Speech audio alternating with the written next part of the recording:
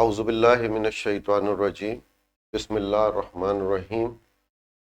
ابتدا رب جلیل کے بابرکت نام سے جو دلوں کے بھید جانتا ہے۔ ناظرین گرامی السلام علیکم، میں ہوں ارشد قریشی اور ہم سماج سے پروگرام لے کر حاضر ہوں میرے مطابق، اور آج بھی ہم اسی تسلسل میں گفتگو کریں گے جو پاکستان کی سیاست میں آج کل گرما گرمی ہے۔ آج جو اہم پیش رفت تحریک عدم اعتماد کے حوالے سے ہوئی ہے وہ مولانا فضل الرحمان صاحب کی بہادر آباد MQM کے عارضی مرکز میں آمد ہوئی ہے، اور ظاہر ہے وہ اپنے حمایت میں یعنی تحریک عدم اعتماد کی حمایت میں ووٹ مانگنے آئے ہیں۔ اس کے بعد ہی کچھ دیر کے بعد آصف علی زرداری صاحب کا خالد مقبول صدیقی کو فون گیا ہے اور انہوں نے کہا ہے کہ آپ نے کیا فیصلہ کیا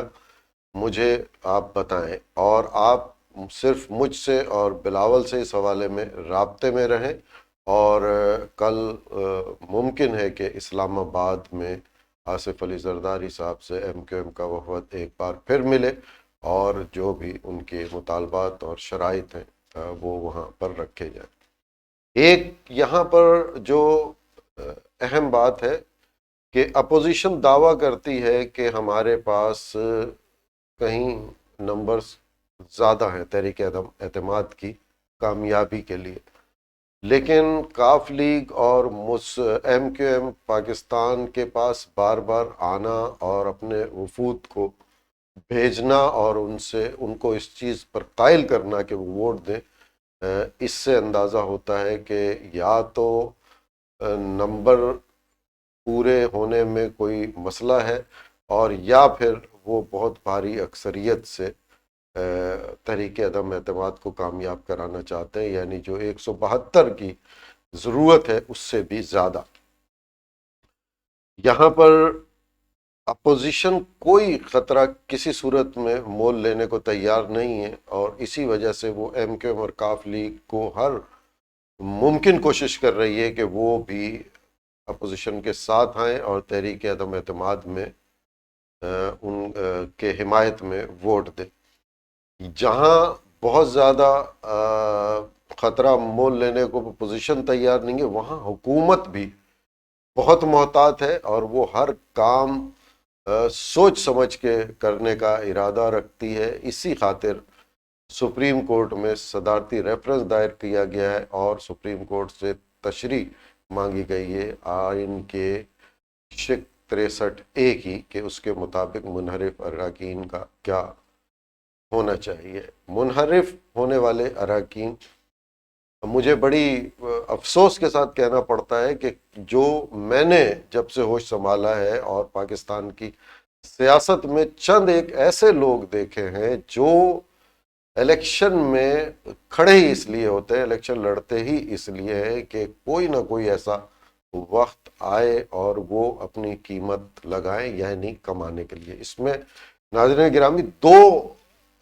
دو جرم کے مرتکب ہوتے ہیں۔ ایک تو ہارس ٹریڈنگ ہو رہی ہے، اس میں وہ شامل ہوتے ہیں، کرپشن ہوتی ہے۔ دوسرا یہ کہ وہ اپنے ووٹر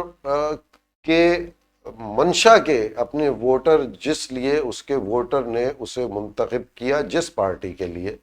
اس کے خلاف جا رہے ہوتے ہیں، ان کی منشا کے خلاف بات کر رہے ہوتے ہیں۔ یہ نہ صرف ووٹوں کی بھی توہین ہے بلکہ ان کے حلقے کی، ان کے ووٹروں کی بھی دل آزاری کا سبب ہے۔ ایک طرف تو کرپشن، دوسرا ووٹرز کی مرضی کے بغیر، تو پھر وہ صادق اور امین نہیں رہے۔ جس کو ووٹ دیا، جس امیدوار کو، اس کو صادق اور امین ہونے کی بنا پر اس کے حلقے کے ووٹر نے اس کو ووٹ دیا تھا، اور اس کے حلقے کے ووٹر کی اجازت کے بغیر وہ کوئی بھی فیصلہ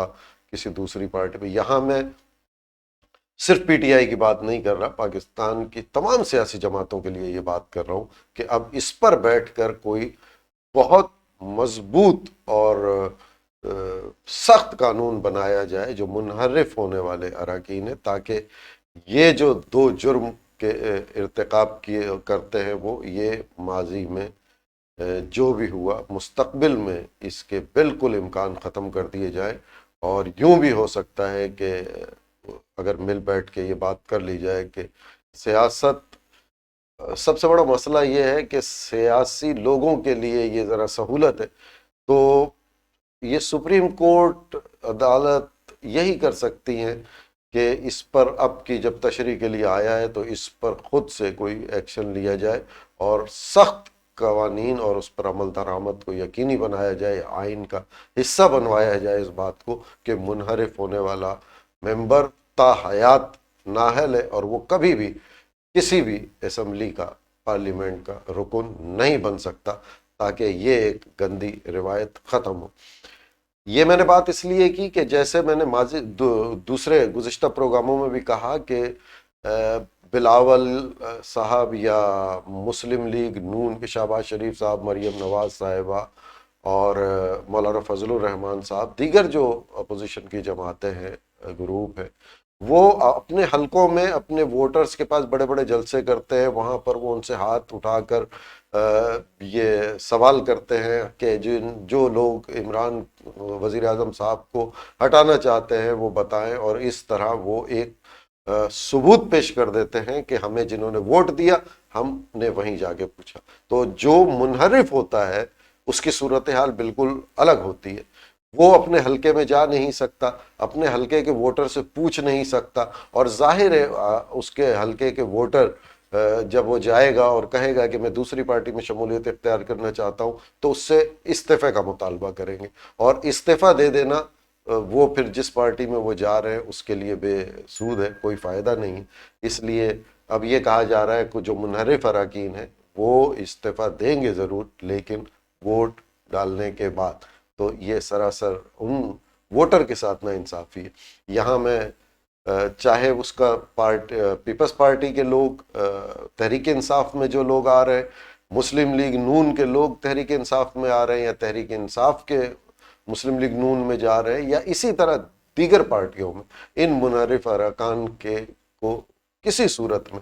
قبول نہیں کرنا چاہیے جو یہ پیسے کے گیم میں شامل ہے، اور ان کے خلاف سخت قوانین ہونا چاہیے۔ یہ ہم سب کے لیے بہتر ہے۔ اب آئین، کل وسیم سجاد صاحب نے واشگاف الفاظ میں، جو ایک قانون دان بھی ہیں، انہوں نے کہا کہ آئین کا آرٹیکل جو 244 ہے، جس کا حلف لیا ہے اداروں کے سربراہوں نے، جوانوں نے، فوج نے، کہ وہ حلفین اقرار کرتے ہیں اور حلف دیتے ہیں کہ ہم ملک کی سیاست سے اپنے آپ کو دور رکھیں گے۔ یہ انہوں نے بہت اہم موقع پر یہ بیان دیا ہے، اور اسی سیاست میں جو ایک خطرات منڈلا رہے، اسی کے تناظر میں یہ بیان انہوں نے دیا ہے۔ اب کل صورتحال اور مزید واضح ہوگی۔ او آئی سی کا اجلاس کل آخری، آج 2 روزہ اجلاس ہے، ایک سیشن آج ہوا ہے جس میں عمران خان صاحب وزیر اعظم پاکستان نے تقریر بھی کی ہے، اور آج اس کو پاکستان کو او آئی سی کی صدارت بھی باقاعدہ جو تقریب ہوتی ہے اس میں دی گئی ہے۔ اس میں کیا قراردادیں ہوتی ہیں یہ کل ہمیں علم ہوگا۔ آج اسلام و فوبیا کے حوالے سے وزیر اعظم صاحب نے بھی خاصی گفتگو کی ہے، اور اس کے بعد جب جو ہی یہ ختم ہوگی او آئی سی کا اجلاس، تو یہ اس بات کا امکان ہے کہ سیاسی پارہ ایک دم پھر اوپر جائے گا، اور اب جو گھڑی ہے وہ فیصلوں کی گھڑی ہے۔ 2-4 روز بہت اہم ہے، 2-4 روز میں جو فیصلے ہونے ہیں، جو سیاسی جماعتوں کو فیصلے کرنے، تحریک عدم اعتماد کے حوالے سے جو فیصلے ہونے ہیں، یہ 2-3 دن بہت اہم ہے، اور اللہ تعالیٰ بہتر کرے گا انشاءاللہ تعالیٰ۔ کل